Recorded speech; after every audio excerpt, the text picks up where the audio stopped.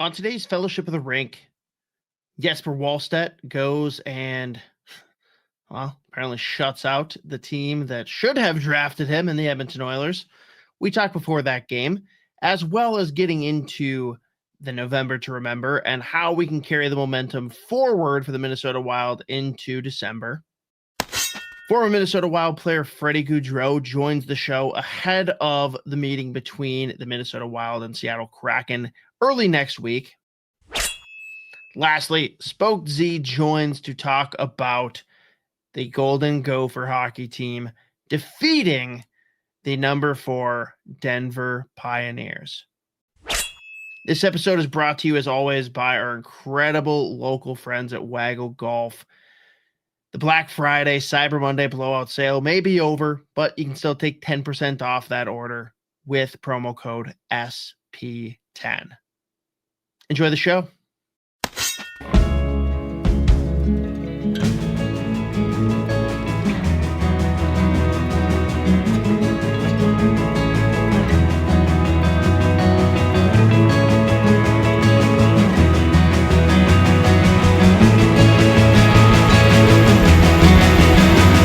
All right, Joe, we have seen two very different iterations up to this point of the Minnesota Wild. One that fans were very worried about, one that now has everyone very excited.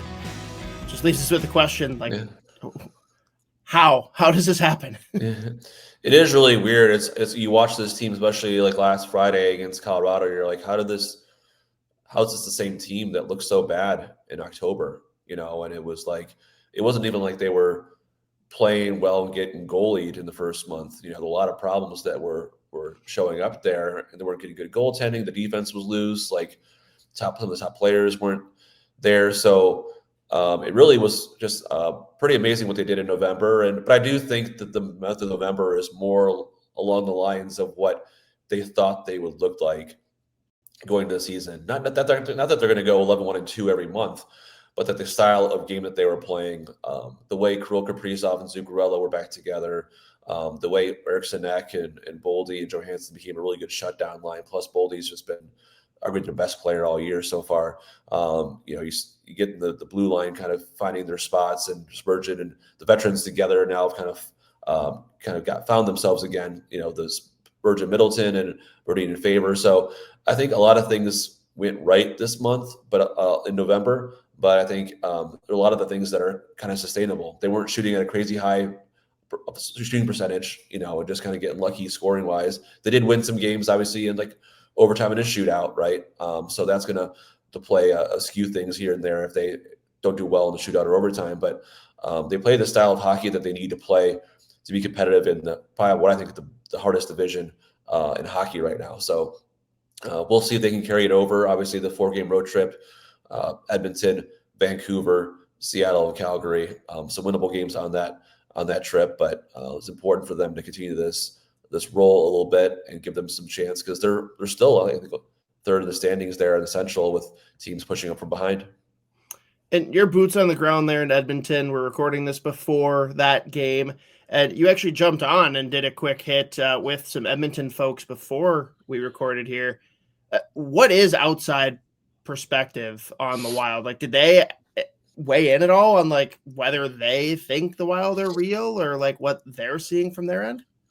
Well, they were just like kind of asking me, like, how did it flip so much from the first month? Like, is this the team? And like, I think they mentioned the goaltending, which is a big kind of talking point in Edmonton. Of course, they're like, oh, what's that 7-0-2, and it makes a big difference when you have good goaltending and two good goaltenders. Why is Wallstedt a talking point in Edmonton, Joe? I don't get it. Yeah, it's kind of now it's a very popular topic. Clearly, the one, even Wallstedt said yesterday, he sees the stuff online about Edmonton fans saying the one that got away or wishes he was there. And he kind of laughs about it now because he's happy where he is and whatever. But they did have a chance to draft him that year. And they traded back with the Wild. Wild tried several times to get up in that draft to get him. And then finally they just called the Oilers, and the Oilers gave them that pick, and for another third rounder, I believe, in that draft. But clearly it was a big moment for the Wild to get that goalie, and then also, I know it's always buyer's remorse. The draft is full of those, right? Of times you could have packed somebody else, but the way Wallstedt's playing right now definitely validated the choice by the Wild and their belief in how they wanted to develop him. And then obviously when you have two good goalies competing with each other in this 11th straight time, I think they've rotated each game this season. Him and Gustafsson has put them in a really good position. It certainly doesn't help things that for whatever reason, the Minnesota Wild have seemed to be the Edmonton Oilers' kryptonite. I mean, granted, this season, it seems like there's a lot of kryptonite for Edmonton, but Wild have just always been a team that matches and plays them extremely well. So then to also have that goalie going to further fuel that fire is not fun. But we got a bigger road trip here, of course, across Canada, Seattle. We're going to be hearing from Freddy Gaudreau later in the episode. Awesome sit down that you and Isha ran with him. What are you looking at? I guess, what are the keys from this road trip? Let's take away the wins and losses. Just what do you need to see from this team to validate what we've seen so far? Well, I think there needs to be a little bit of bounce back from the game against, other night against the Sabres. That was a letdown after an emotional game on Friday. Colorado did the same thing, but they whipped the Habs pretty good on Saturday. And Hines mentioned, like, hey, like you need to play the full 60 minutes. This is a team that needs to do that. And so I think a complete effort from them, their ability to defend, especially against the Edmonton team that is such a high-flying team. So I think their consistency that they had built in November, if it slipped against Buffalo, and see if it can kind of return. Because if they do play that caliber of game and get that goaltending, they should get a lot of points on this trip. Calgary struggling, Vancouver could be a seller at the deadline. In Seattle, the top matchup because they don't give up a lot of goals either. But yeah, I think overall just kind of returning kind of the vibe and the complete effort that they had in previous games versus what I think felt like a trap game, I think, on Saturday against Buffalo. And it feels like the talking point every year, but especially this year, to start the injury carousel. Where do things sit? How long are we waiting on a couple of these guys? And there's just, you see how well this team's playing. Getting a few of these guys back and filling a couple holes and pushing guys down the lineup could go a long way in solidifying the run that they've had. Well, absolutely. That's why it was kind of disappointing that, obviously Yurov got a little banged up, and so he won't be playing tonight. But they think it's a short-term thing for him because he played so well with Zuccarello and Kaprizov. Rossi started to skate a little bit yesterday, working with Andy Ness, and they're, saying if he progresses well, he could join the Wild on this trip. We'll see. And Foligno's not on this trip, of course, and neither is Hinestroza. He's out to 4 to 6 weeks. So they're not going to get some of those guys back soon. The closest one will be obviously Yurov and then Rossi. But every time people ask me, what's going to happen when the lineup is this? I'm like, someone's going to get injured. Someone's going to get hurt. So it's impossible to just say, the lineup is full strength. This is what it'll look like. Because it just hasn't been the way this season has gone for them. So I wouldn't even waste writing what their lineup will look like then. I think they're just hoping that putting Hartman in between Zuccarello and Kaprizov instead of Yurov, and then moving guys a little bit down and Sturm with Trenton, of course, and the third line. So you'll have some more Iowa guys in the lineup against Edmonton, maybe the next game too. But, clearly I think, injuries have created opportunities for others. So you've gotten to see more from Yurov because of the injury to Rossi, right? That you probably wouldn't have seen initially if Rossi were still in the lineup. So that's one, I guess, benefit from that kind of thing happening. So, but they get Zuccarello back. They got Sturm back. They got Hartman back recently. So they'll try to patch it together and see what happens. And for anyone that missed it, last week we did feature Jesper Wallstedt on the show. Joe, your question about just seeing the hate online definitely made its rounds. But we also talked about the celebration, and apparently people in Colorado are not fond of it. Like, what do you make of all that mess? Yeah, I was, and he's a really good, announcer too. And I think the comment was just like, you celebrate like you won the Stanley Cup, and blah, blah, blah, and just one game. And he, because the celebration is, a vibrant one, a fun one. But I think it's good for the game to have that kind of stuff. He's not trying to show up the other team. He just reflecting the moment he's having in this career of like, I want to embrace and enjoy every kind of the emotions that I'm feeling and have this hot start. So it caused a little bit of a stir online. It didn't help that my buddy Mike Russo lit gasoline into a fire and start calling it out. And so then people started out the woodwork about it. So, but yeah, I mean, obviously he's not going to change the celebration. I mean, he doesn't do it every game, so there was just the shootout wins, obviously, and the ones that were the big one he's done. But he said he started last year in Iowa and then just kind of comes out of nowhere, the emotions of it. And it's a pretty cool one. I mean, it's a pretty good video and photo and all that stuff. But yeah, not for everyone, apparently. And you and Russo definitively have very different Twitter existences.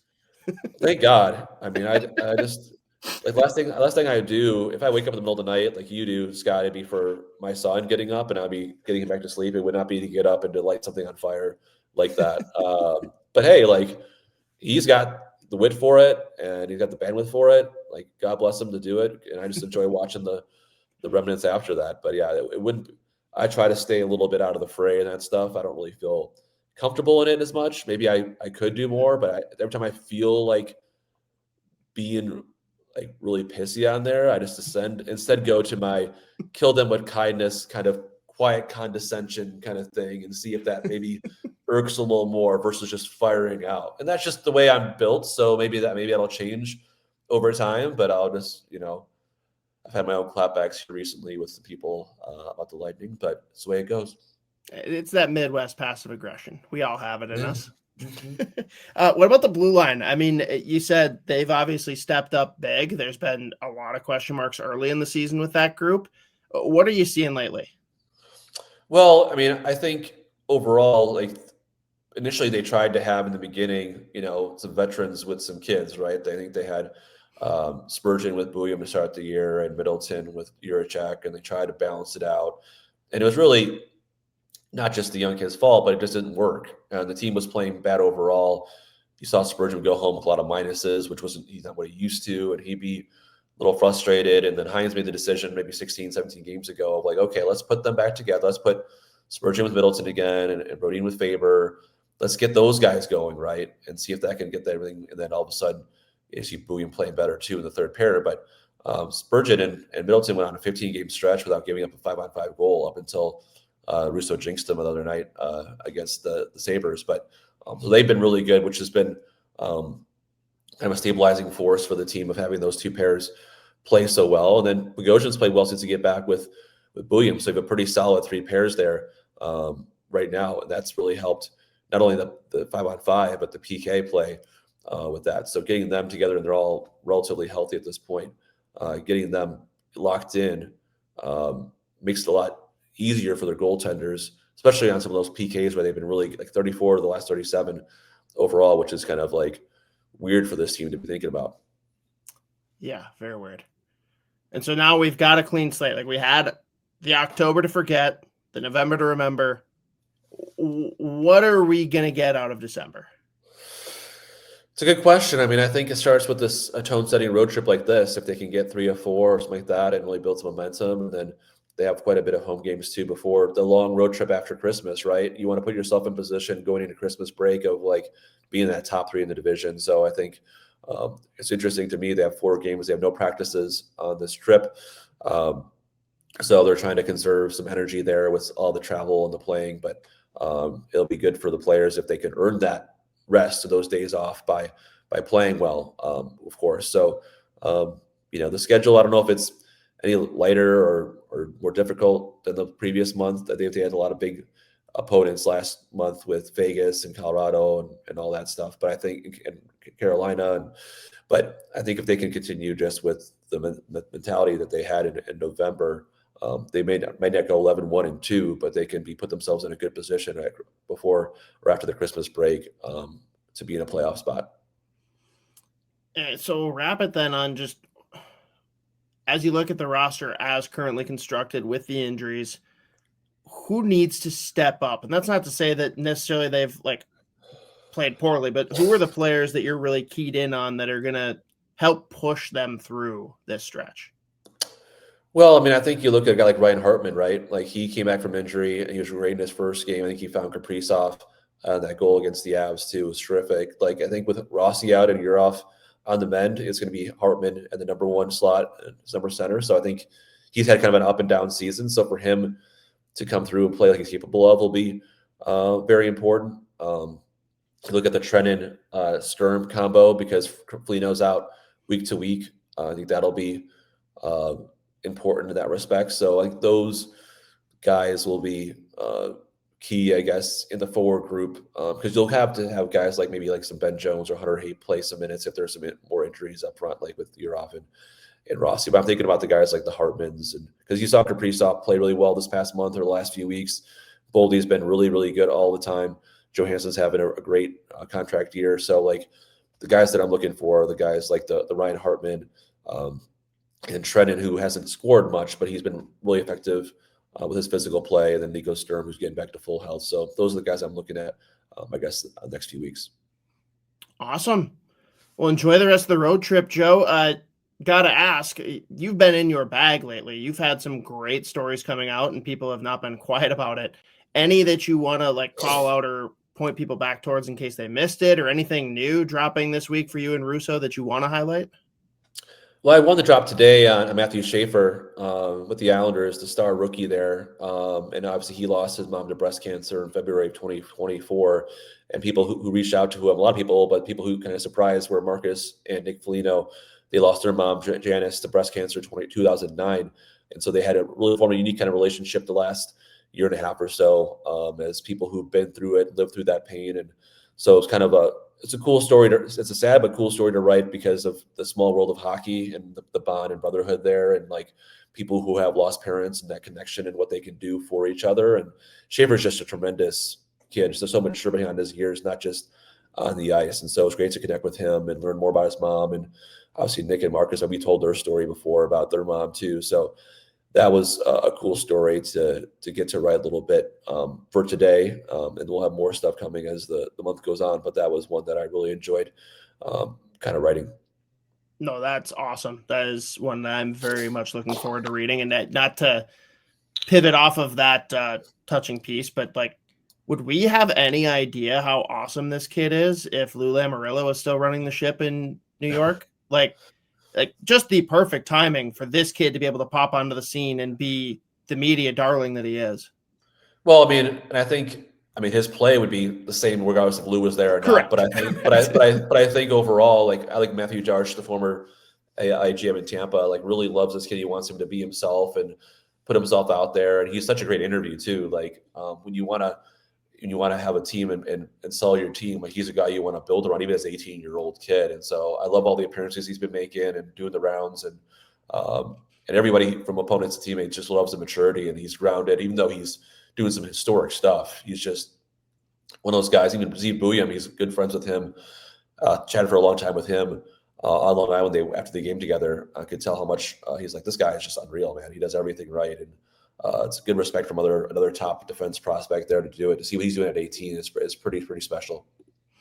I don't know how I forgot about the backdoor connection there with Darsh. I'm sure there'll be plenty of New York Islanders stuff in the future from you there, Joe. But certainly hope so.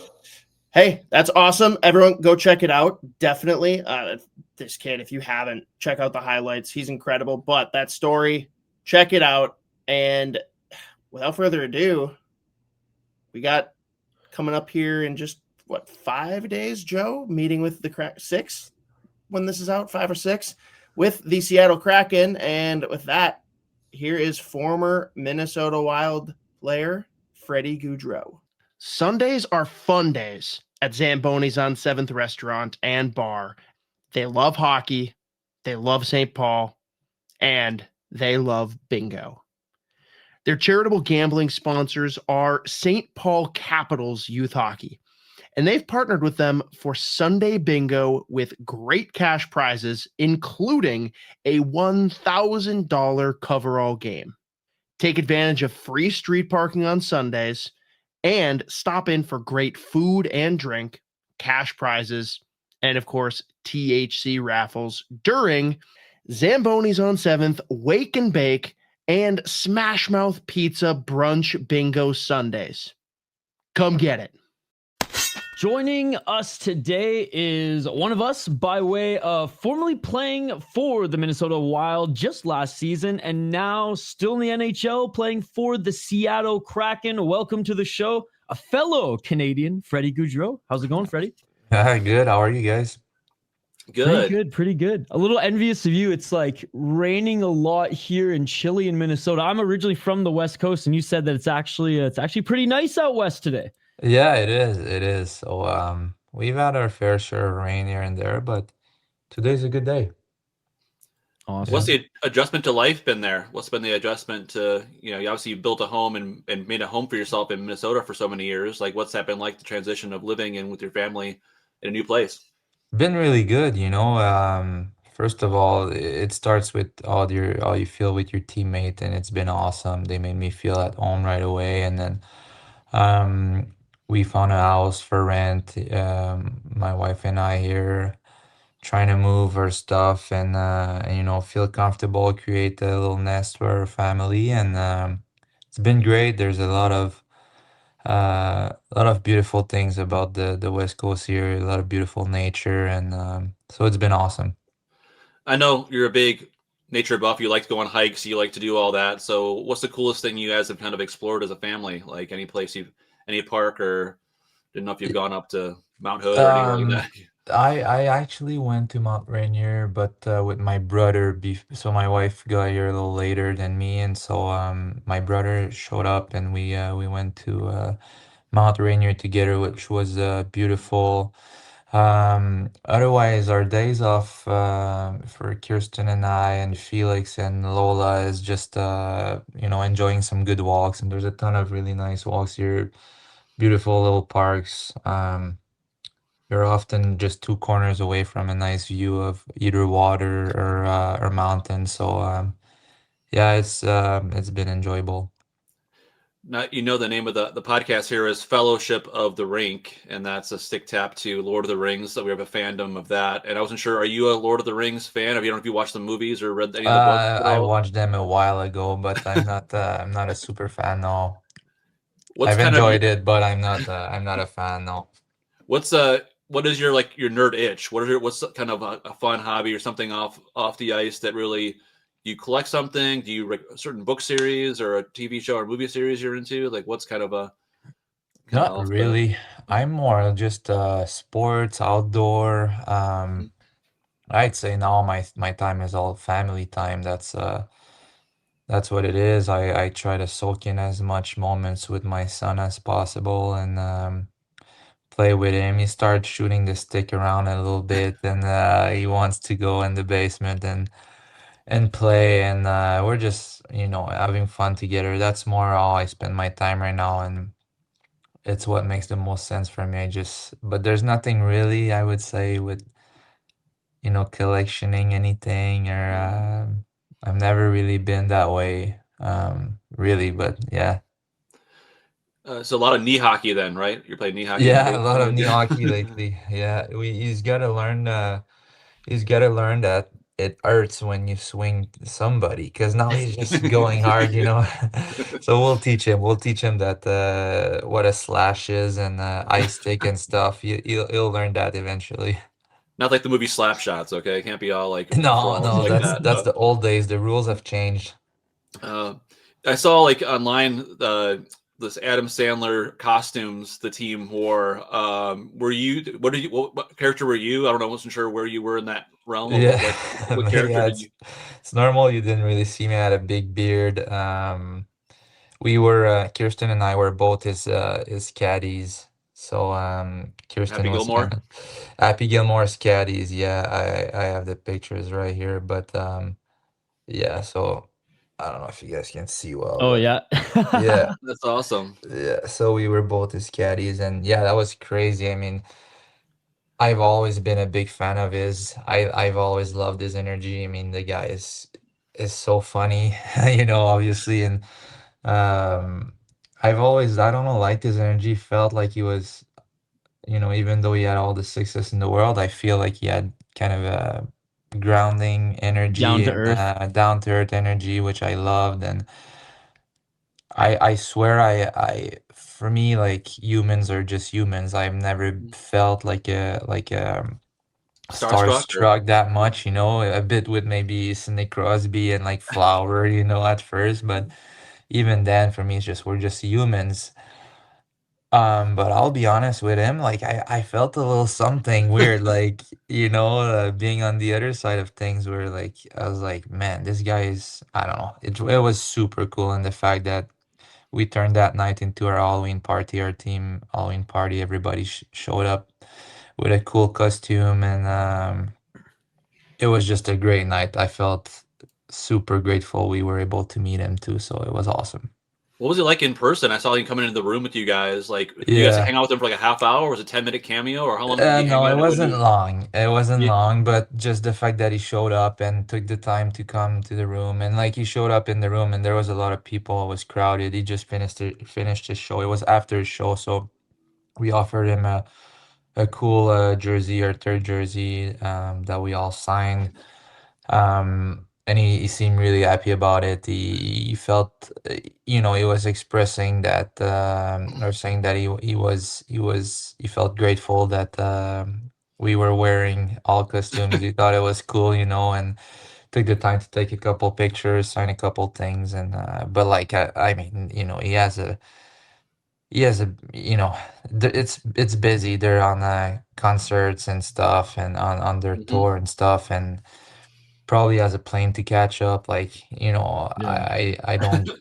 I wouldn't expect him to stay for too long, but it was just awesome that he stayed for a little bit and took that time. Felt, It, like I said, felt very grateful that he did.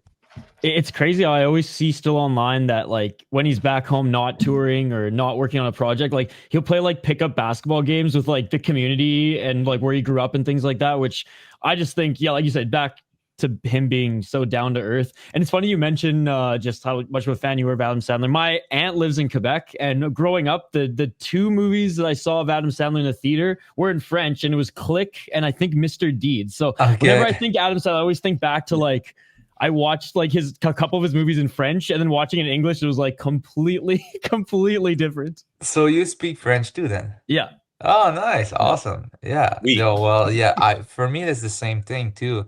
So growing up, they would all like, let's say Happy Gilmore. When people ask me what's my favorite movie, I always answer that, every beginning of the year there's the team tries to get to know you, the media team, so they ask question, what's your favorite movie? It's always Happy Gilmore for me. And I've always listened to it in French yeah. So until like the just quotes are a bit recently. different. Yeah, Yeah, and it's so good in French, like it's hilarious. But now you listen in English, so it's still funny. It's just that it's different a little bit, but yeah, it's funny you say that 'cause it's the same for me. Uh, So now you're gonna get it, Bobby. It's probably better in French, right? Like, or all this other the stuff, all the lines that are like fun for us are the probably even French better. just curse better, Joe. They just Yeah. like it just hits different when Yeah, it's just, when but people from Quebec it's not swear. better or worse, it's just as it's different. It's almost like you get to laugh two times because you can listen to both languages, so it's just different. You're obviously familiar with the Kraken from playing against them and all that stuff over the last few years. Like, obviously, get after a hot start too. Like, what the biggest thing you learned of the new team, new teammates, just like how they're built and how they play that you really kind of that has fit you. It pretty is on point with what my feeling was, to be honest, playing against them. I never really liked to play against them, it's just the truth about our job is there is games where you just feel more comfortable than others, and this team has always been hard to play against. Just the game felt tight. Felt like everything was closing up quick, that there was not a lot of space. Um, yeah, they were a hard team to play against, and so on a ice standpoint, I feel like it's checks out. In the room, I didn't really know much, but I had heard really good stuff about that locker room, and for sure it has been checked out too. It's been awesome, great group, awesome people.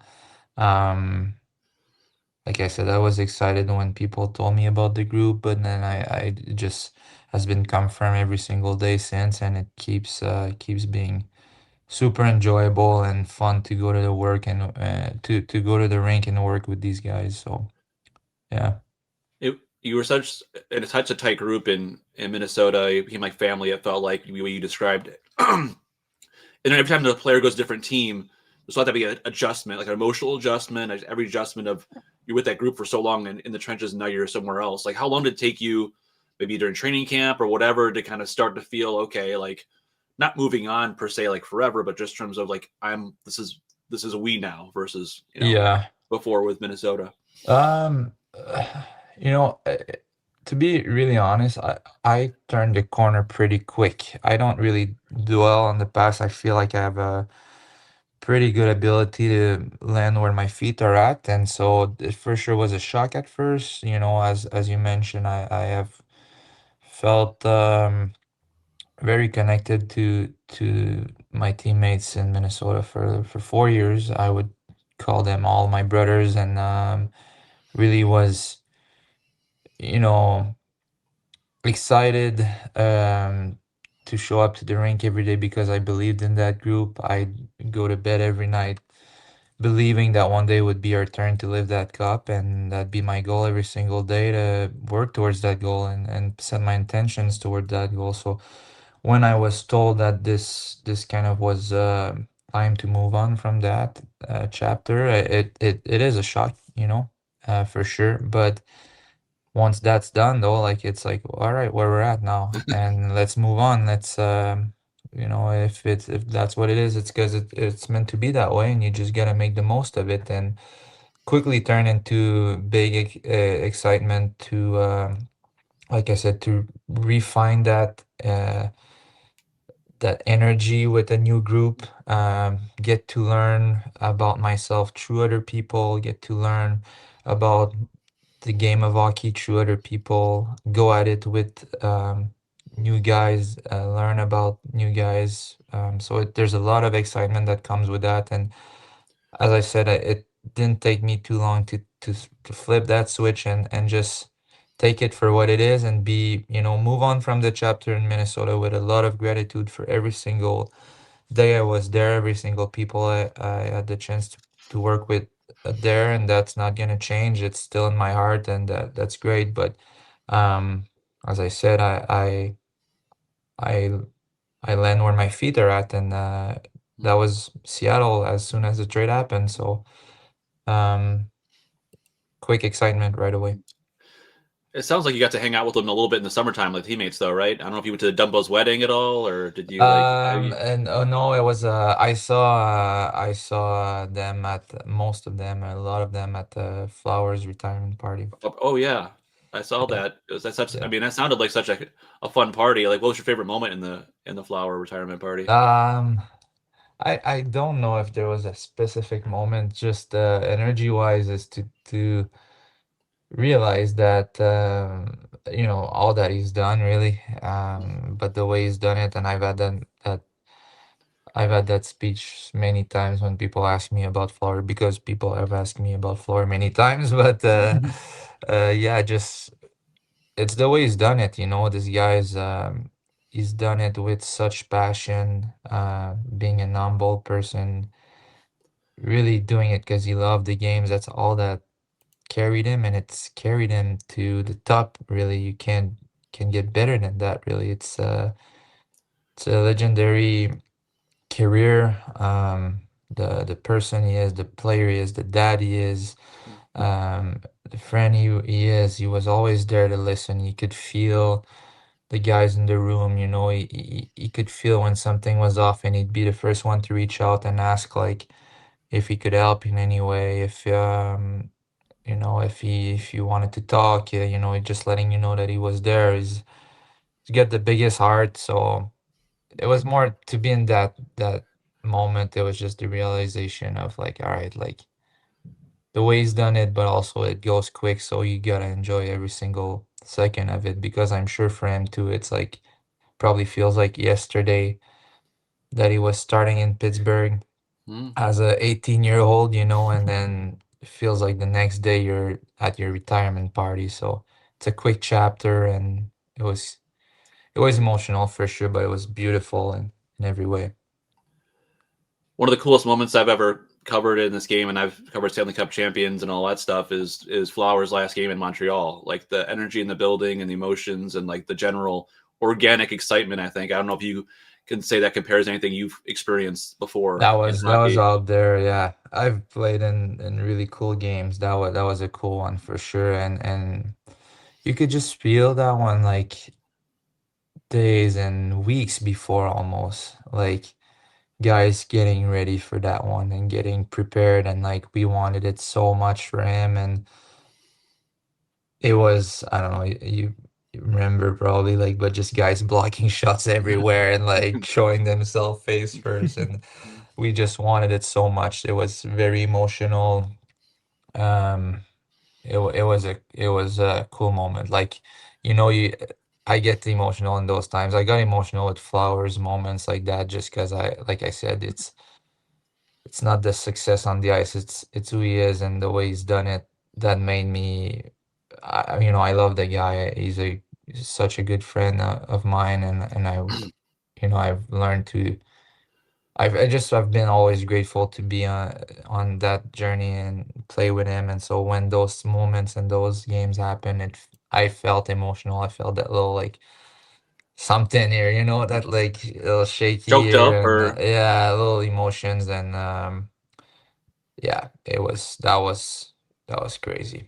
Everywhere that, like, his obviously last year, his final season, every stop in Canada, obviously Montreal a whole other level because it's, you know, where him and you guys are from Quebec, but everywhere in Canada, like he was one of our national goalies for so many years. It was, you know, Yes. him, Brodeur, Luongo, and Price my whole, you know, time growing up. And he was in that big four too. So like every stop in Canada, I had friends too, like clamoring to get tickets, or just like everybody was watching those games when he came through, you know, Vancouver, Ottawa, Winnipeg, Toronto, the whole 9 yards. This interview is brought to you by our friends at Waggle Golf. Waggle Golf believes what you wear on the course should reflect your individuality, who you are, where you're from, your hobbies, interests, and passions. All the stuff that makes you, well, you.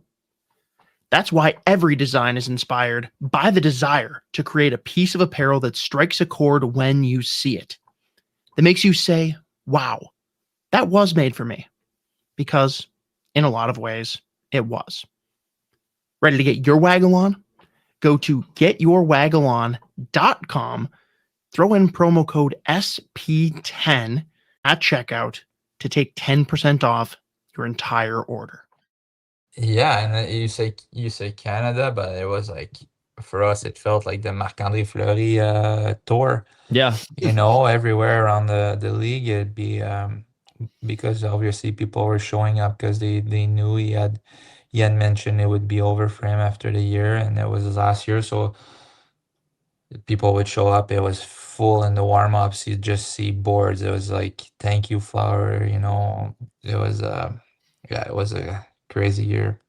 God, I hope he's staying fresh so he comes and surprises himself for Olympics. I'm just saying. Like when I saw he played that preseason game, I'm like, oh, let's go. He's not actually done. No. Yeah, I mean, he's the only one that knows those stuff. I have nothing to say I'm about not that, asking for but you. I'm just voicing my opinion. yeah, I have no idea, but yeah, imagine that. Who knows? you kind of really established yourself as a player in the NHL with Minnesota, and you played with a lot of the core guys that are still here, right? The Hartman, Foligno, Spurgeon, Brodeen, like, and they're still trying to fight to win that first round series. Has been so elusive. Like, what makes that core unique, or what makes them kind of special to where you woke up every morning saying, this one day will be the time when this group does? It's, Yeah. you know, hockey a hockey team is, yeah, it's the NHL. Everybody's got talent, you know, and no different. These guys are super talented, but I don't think you win with talent. You know, if I think yes, it's important, but it's not the number one recipe. You need to have character. You need to have guys that care more about the team than they care about themselves.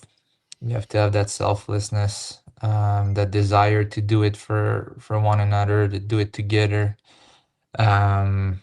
I think those are all qualities that are worth more than anything, worth more than the skills. And for sure, all those guys you mentioned and more, they're like that. They care. So that's what makes that locker room special for sure. What do you think will be the first? What the first game will be like against them? I know you'll be at home. That first game, your return to Minnesota won't be until like April, I think. I'm sure you see on the calendar, but like, what do you think that emotions will be like against those guys? I'll see when I get there. I don't know. I don't know, you know, but it's just another hockey game. Like I said, my feet are where they're at now. I'm with the Kraken.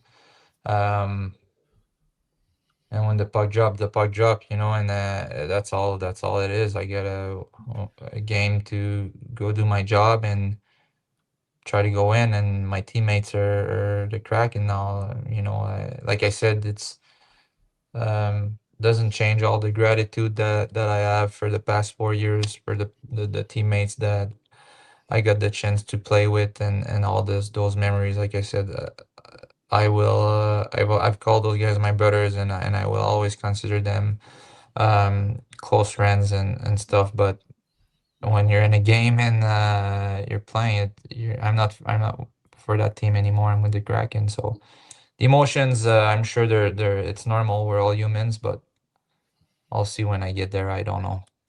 Well, let's quickly talk about the past a little bit. I kind of want to hear your story upon going from junior to pro as you're undrafted coming out of the QMJHL last season. Went from I'd imagine anyways, a lesser opportunity with that team to a playoff team. You put up really good numbers with both of the teams in your last season. Obviously, some good numbers in the playoffs as well. What was your story going to pro? How did the Nashville organization and Milwaukee find interest in you? So I signed out of my overage years, so my 20 years old, as you talked.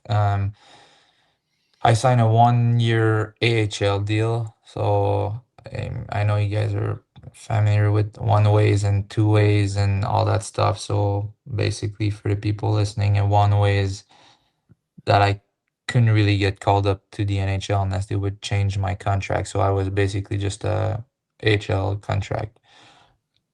And that year was good in many ways, but also hard. I got sent down in the coast from in my first year towards after Christmas, you know. And in that moment was hard, but was also one of the most important moments of my life because it's I don't know, it's when I found deeper strength inside of me. Really taught me how to kind of focus and bring all my energy into right here, right now, and forget the rest.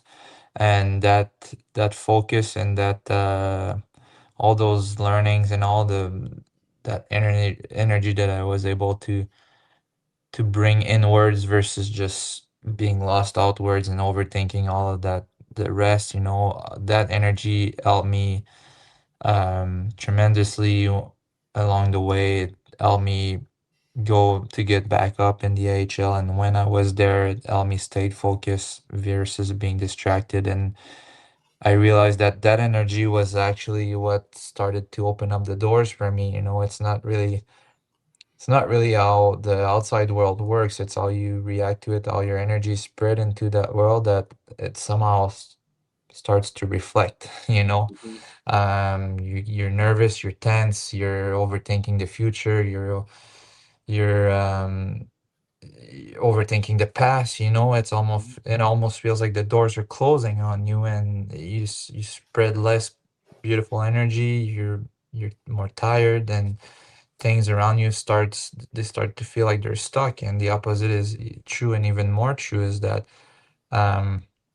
when you just kind of just dive in and realize that this beautiful journey, that you're personally, I'm doing what I love, you know, I'm playing hockey, it's awesome. And that every day is an opportunity to become a better version of myself. And then I do that one day, and then the next day, and then I start feeling like I'm getting better, I'm getting looser, and the game gets more enjoyable. And weirdly, the outside world start opening up more. You get opportunities more, you get the calls that you didn't even expect or you didn't even know were coming. You get those calls, you get the new contract that they upgraded you from a one-way AHL deal to then a two-way, entry-level contract.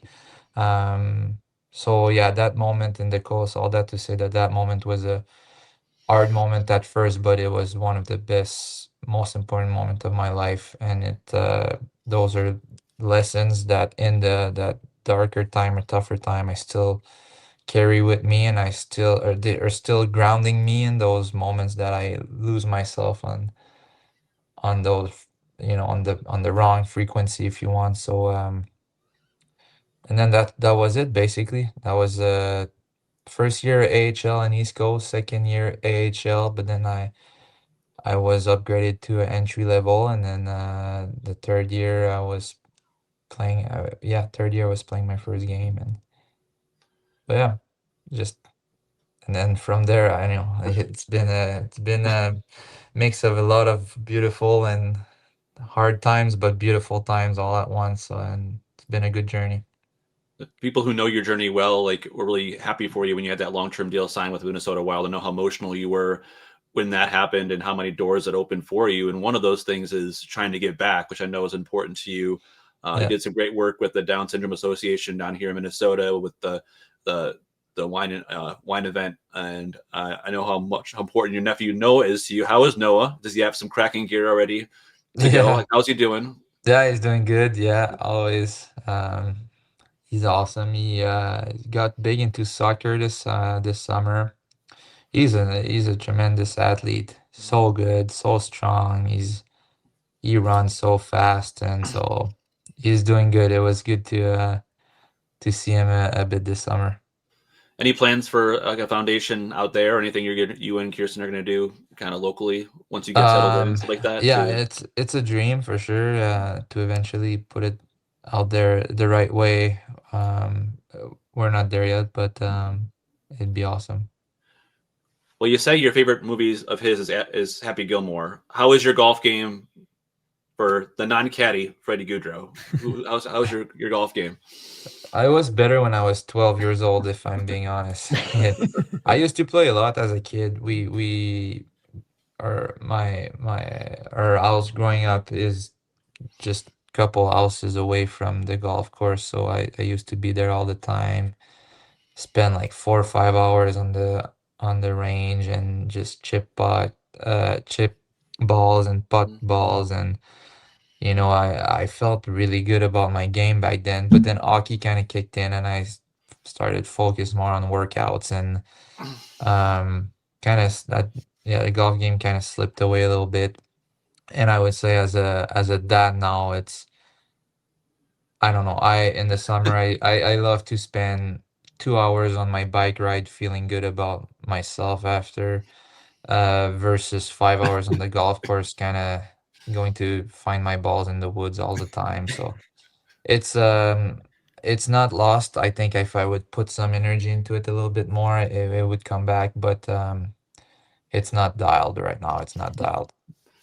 We got one more question for you. It's golf related, as our presenting sponsor here is our friends at Waggle Golf. Final question brought to you, as always, by our good friends at Waggle Golf. First, make sure you head over to getyourwaggleon.com, throw in promo code SP10 to take 10% off your entire order. Freddie, who would be your dream golf foursome? And you can draw from teammates, fictional characters, celebrities, dead or alive, anything. Dead or alive. Who's your dream golf foursome? It's a very doable one. I'd say my dad, my brothers, and Felix, my son, when he's able to play.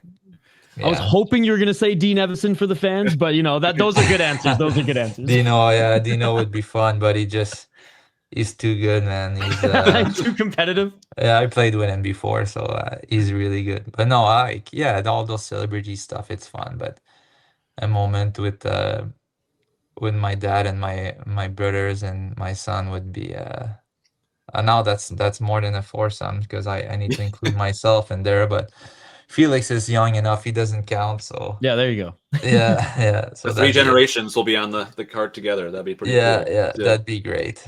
Yeah, so that's my Well, answer. well, thanks again for doing this, for taking the time, and I was looking forward to seeing you when the Wild play there in Seattle. I'll be on that trip. Looking forward to catching up with you. But all the best to your family. Congrats on the move, and we'll see you soon. Thank you guys. Thank you for the time today. Appreciate it. Good talking with you both. Zamboni's on 7th Restaurant and Bar at 174 West 7th Street, right across the street from Grand Casino Arena. We're going to keep calling it the X. More than just your go-to spot before, during, and after all your favorite downtown events, Zamboni's on 7th is now your spot for late-night downtown eats. On game days, event days, and plain old regular days, Tuesday through Saturday. Zamboni's on 7th is now serving their delicious tavern-style pizza, as well as fried specialties late into the night. Check out their menu online at zambonison7th.com or stop by for a few beers, cocktails, or sodas and dig in. Zamboni's on 7th. Before, during, and after. Way after. Now, go for hockey.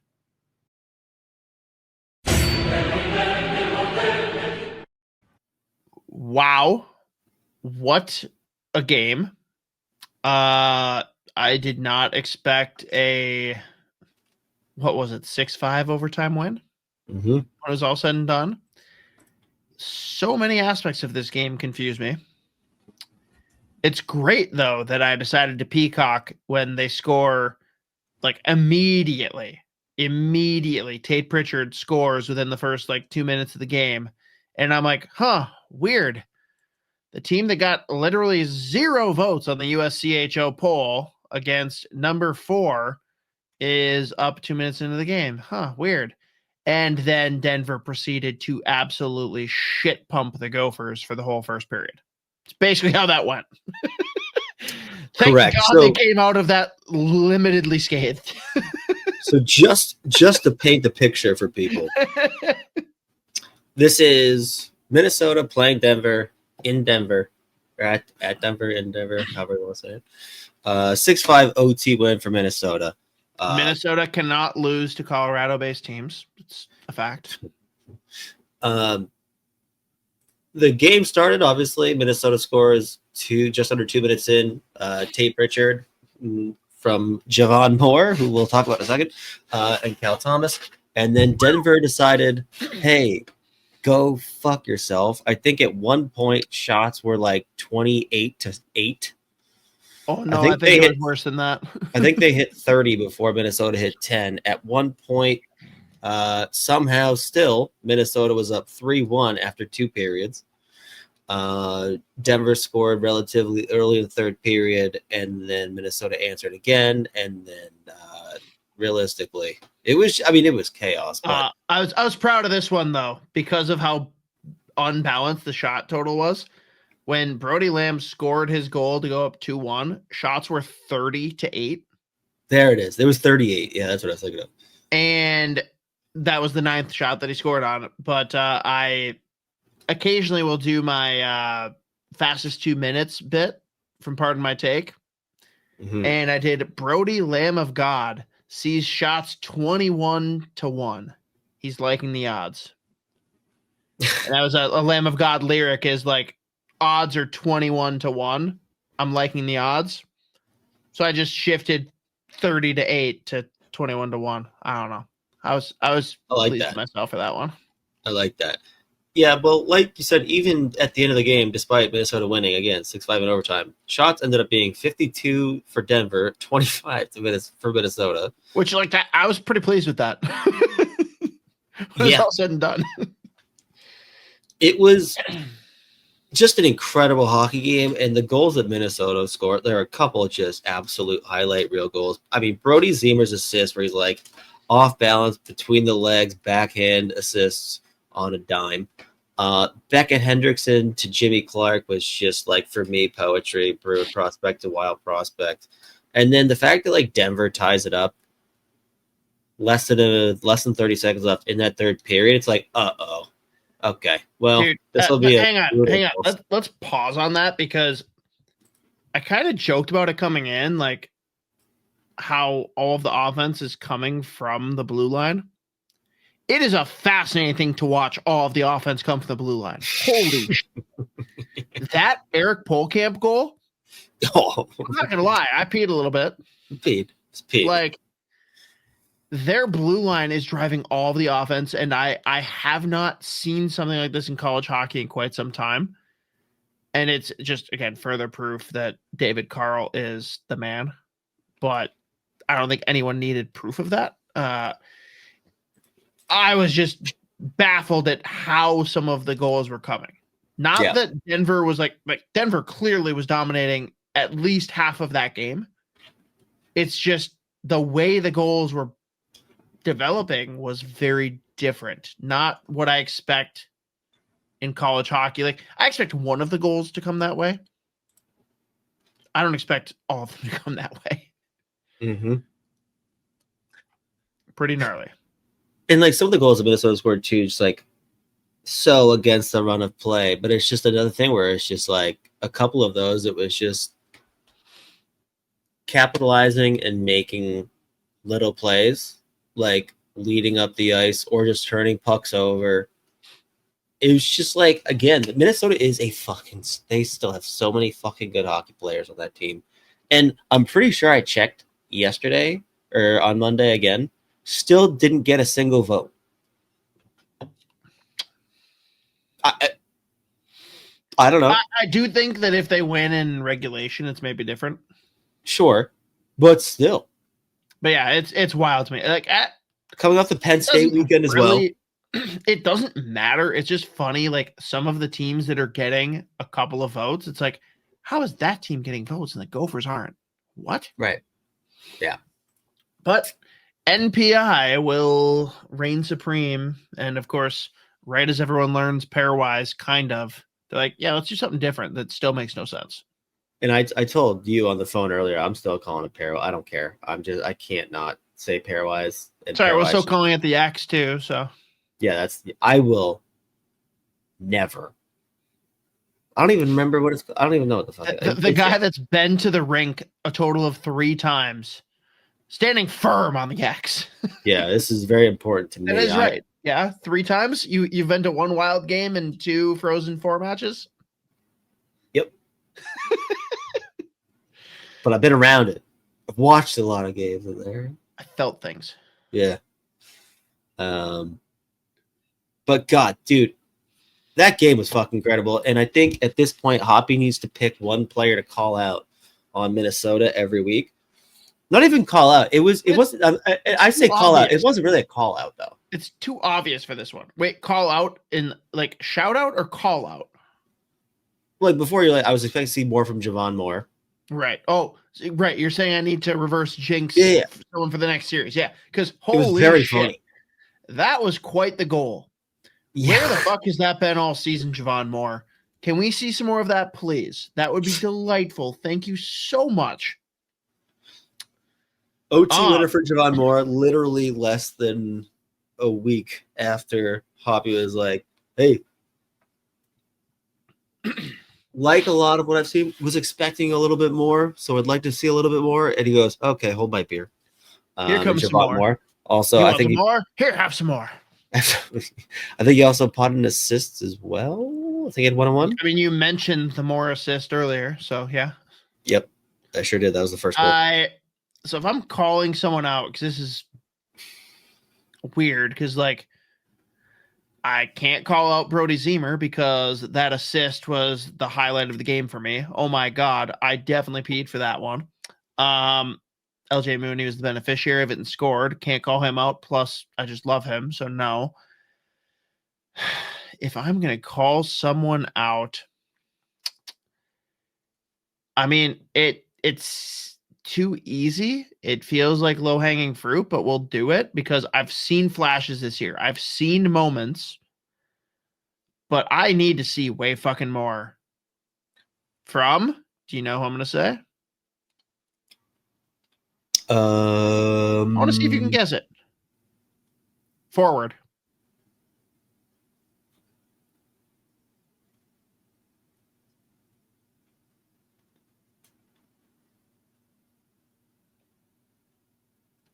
Fuck. You're allowed to pass, but I want to throw something out there.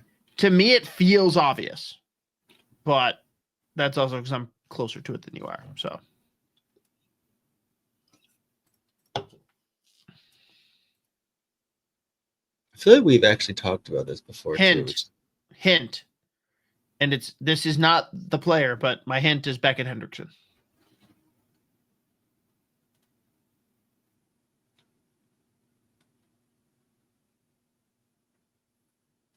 I'll pass. I was gonna ask if it was someone named Luke or John, but that wasn't really. Well, Luke is a defenseman, and Yeah. John. Before you said forward, I have no qualms with John. Yeah, I I want can't. him playing on the penalty kill. Cole asks if you're coming to World Juniors, Z. It's hard no. would love to. Cole, if you're going out to some of the games, let me know. I don't know which ones I'll be at yet, but I plan to be at some, so hit me up. But no, the answer is Eric Paulson. I was gonna say, oh mother. You They took way played- too fucking long because they played together. Yeah, Yeah. Because they played not played together. They torched together in the USHL. But eviscerated the USHL. no, he's had good moments, but like I need to see more from that guy in his sophomore year. Like there's so much potential there, but he has disappeared for big spans. So my call out is Eric Paulson. I need to see 3 points minimum from you this weekend. Yeah, I Shut mean, me like up. Shove it up my hoop. 18 points in 30 games last year. He's got 2 goals, 4 assists for 6 points through 17 this year.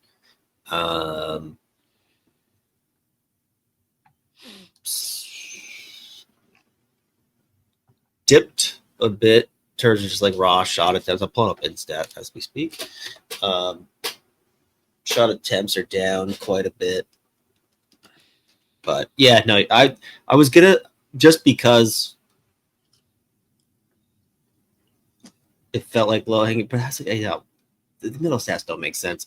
My first thought was fucking Paul. I should have stuck with my gut. Luke's been awesome. I will say nothing bad about him. yeah. To be honest, No. John, like I think John has done everything he should, and I think he deserves more ice time. Right. I'm not saying elevate him to the second or first line, but like I think that kid has warranted more ice time. Yeah, no, my throat, I don't even know what. God, Also, when you're in there with them for the post-game press availability, John Middlestat looks like he could beat the wheels off me. Yeah. And I don't say that about many of the college kids because, like, don't get me wrong, I'm not fighting any of these kids. because And I they're could all in kick way the better shit. shape than me. But I also am not a small person. I am not afraid of many people. I do feel like John Middlestat, if I were to anger him, could probably hurt me. He's just like, sit down. Okay.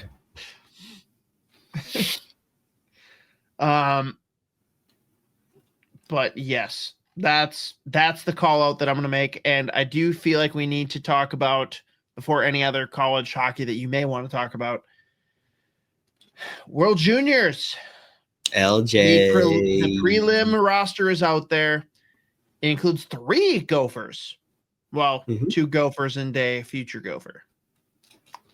We got Brody Zemer, who's all but a shoe-in for the first line. LJ Mooney, who, again, I might break things if he's not there, but that's neither here nor there. You know what? No, it's going to go straight up Canada Olympics, where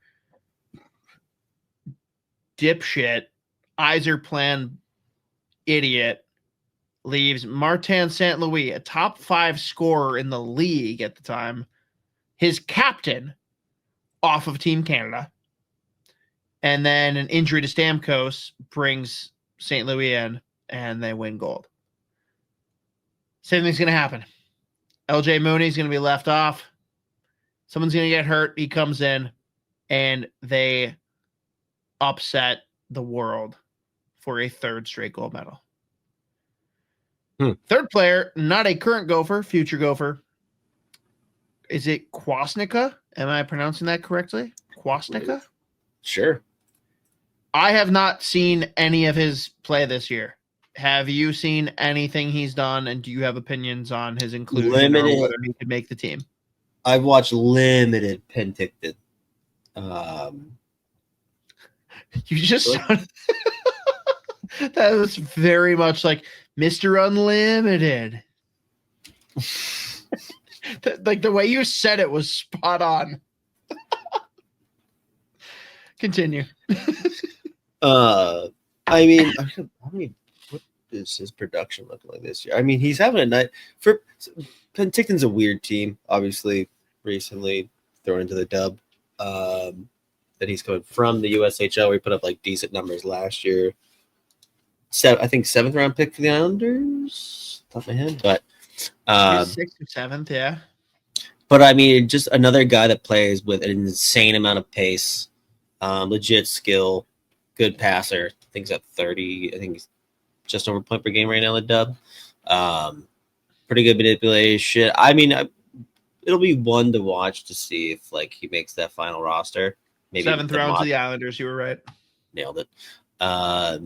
Maybe who knows? Maybe the Motzko connection gets him just over the line. But we just look at the player profile in general as like a fringe guy to make the team. Like, I mean, he's another like super high speed, high pace, like quick twitch hands, tons of skill, works, give and goes. Like maybe that's a guy to like bring in for the preliminary squad. Doesn't end up making it. Like I think LJ Mooney has a significantly better chance to make it over like a Kwasnica, however you want to say it. But I mean, offensive dual threat, he can shoot. Really good passer. Again, plays on a pace, but like maybe not that like separating factor. Not someone that like you throw on that like their fourth line or whatever.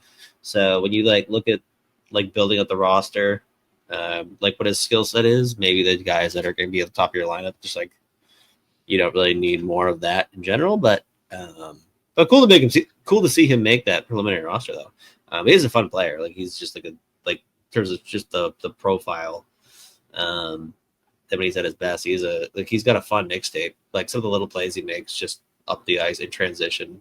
It's entertaining. So, but it was cool to see him at least on the preliminary roster. It's impressive. I don't know how expected that was. And we did the call out. I got to do the shout out. I'm still continuing every week to be impressed by Mason Moe, who, I'll be honest. Oh, that's why I went to prep too. Well, at the World Junior Summer Showcase, like, didn't impress me. Like, I was like, oh, yeah, he's just here. Like, Mazzio's throwing him a bone. Why not? He has been very good this year.